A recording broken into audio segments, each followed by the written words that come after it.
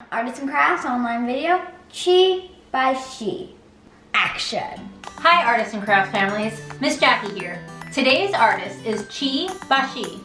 Baishi was a Chinese artist. He is considered the greatest contemporary Chinese painter. Some even refer to him as the last great traditional painter of China because he was not influenced by Western styles.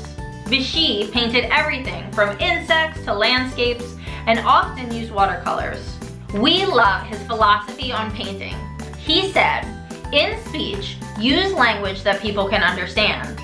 In painting, depict things people have seen. Today, in honor of the Chinese New Year, we will create a traditional lantern in the style of Baishi. The Chinese New Year is one of China's most important holidays. The festival celebrates the beginning of the new year on the traditional Chinese calendar. The first day begins on the new moon that appears between January 21st and February 20th. The lantern symbolizes a wish for a bright future and has become a national symbol of China. The Chinese believe that red is a symbol of happiness and gold is a symbol of wealth. For today's project, you'll need a red piece of construction paper, a black marker, red paint, a paintbrush, wipes, scissors, glue or a stapler, and any extra embellishments that are gold. You can use glitter, sequins, or washi tape. Nice. So today we're going to make a Chinese lantern to help us celebrate the new year. Instead of just making a red lantern, we're gonna make it in the style of Baishi. So parents need to do a little bit of prep work, but then it's super easy after that. So the first thing you'll have to do is cut off a strip on the side that will be your handle. So you'll wanna hold your paper horizontally and then just cut off about an inch of the paper. Now you have your handle. You can put that to the side. So the next thing the grown-ups have to do to prepare this project is to just draw the briar branches. You see like this? It seems like it would be hard, but it's not too bad. You're just gonna try to draw a couple different lines and it kind of looks like a Y. So let me do it first and then Conroy's gonna go for it because Conroy is 7. So he is old enough, do you think? To use the scissors. Old enough to use the scissors and can probably draw some good lines on here. So I'm just kind of making a couple lines that are gonna be the branches of the briar. Then, to make it look a little bit more authentic, I kind of tried to just look at Baishi's symbols and recreate them. If you have anybody in your family or friends that can write in Chinese, that would be super amazing because I'm kind of making up and I know it's wrong. But it gives that like authentic look if you're just doing a craft project. You want to try to do it, Connor? First, I'm always starting out with like a Y. Mm-hmm. That's a good. And then I'm just gonna give it like one little twig. Okay. Nice.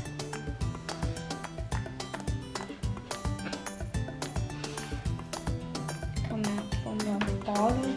I'm gonna have a really thick twig here. Come on, you're doing a great job. I feel like there's like a Chinese symbol like that maybe, like an upside down A or something. So Baishi actually did start signing his work. So I just made a little square and then he had some squiggles inside. Now your paper is prepped and ready for your kiddo. So this is the fun part. If they like getting their hands messy, they're gonna love this. If they don't like getting their hands messy, you could definitely use a paintbrush. What are you going with, Conroy? Paintbrush. Okay. Yeah. Ooh, good job. I was trying to make that like a flower. Mm-hmm. Nice. So essentially you're just making all the different berries on the briar. Conroy, after we're done here, I want to show you Baishi has one that is lychees. One of Conroy's favorite fruit, right? And it's a whole bowl of lychees. I just made a huge berry. That's a big berry. Ooh, that's a little berry. And here's a medium berry. Nice. Yeah, if you wanted to do little ones, you could always use a Q-tip. So I'm gonna show you the fingerprint method. I'm gonna use my pinky, because maybe it's the size of your kiddo's finger. Your pointer finger. and you kind of just press it down. And I like to do a couple and then dip again. Sometimes I have to redo them if they're not like good enough. Okay, now let's get a little fancy with this one. Do you want to put some sequins on yours? So in the Chinese culture, they believe red means happiness and gold means wealth. So I'm just gonna add a couple little sequins to mine. This is definitely optional. You could just leave it without it if you like, but figured why not have a little fun, maybe encourage some wealth in the new year. This is what our paper looks like before we turn it into a lantern. Come here, can you say Qi Baishi? Qi Baishi.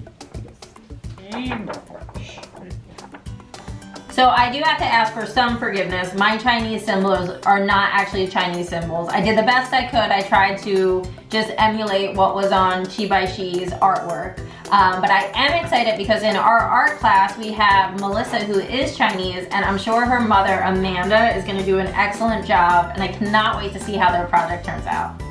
So now we're going to turn this into the lantern. It's going to be like magic. I know what to do. You do? Okay. You just fold it and then you cut things in the middle, and then you put it into a circle, and then you staple it, and then you staple this part on, Yes! and then it turns out like this. Ooh. Great job, Carmen. You're so right. Once it's dry, to turn it into a lantern, you're going to take your paper and you're going to fold it in half like so. You're going to want to keep the artwork on the outside, and then you're going to cut 1-inch strips from the folded piece up to the top, but be sure not to cut all the way through. You want to leave about 1 inch left of attached paper. So it doesn't just go like fall apart.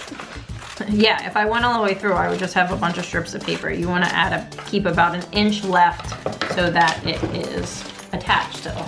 So now you have your piece of paper with all the holes in it, the strips in it, and you're going to take the 2 top edges, circle them back, Staple it together. You want to help me, Carmen?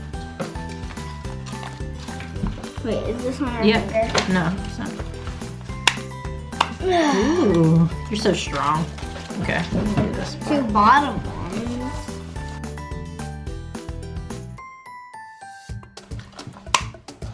Nice.